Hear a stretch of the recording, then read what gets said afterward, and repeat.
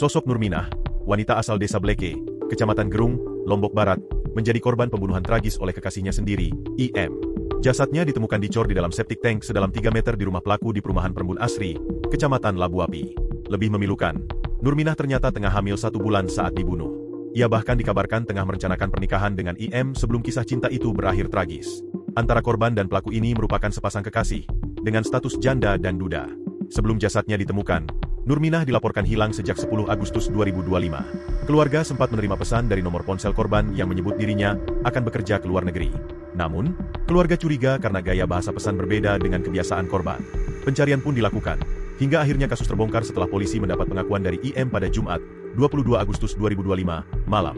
Dari keterangan itu, petugas bersama warga membongkar beton di septic tank rumah IM dan menemukan jasad Nurminah. Proses evakuasi berlangsung lebih dari 5 jam. Korban ditemukan tanpa busana dengan posisi kepala menghadap ke bawah. Diduga ia sedang hamil 1 bulan, terlihat dari kondisi perut yang membesar, kata Kepala Desa Perampuan, Ahmad Zubaidi, Sabtu, 23 Agustus 2025. Menurut Zubaidi, tubuh Nurminah ditanam sedalam 3 meter, setiap lapisan ditimbun pasir lalu dicor beton. Meski pelaku mengaku sudah mencor sejak sebulan lalu, warga menduga jasad baru ditimbun 2 hingga 3 hari karena kondisi beton masih basah. Warga sekitar menyebut IM dikenal tertutup dan jarang bergaul.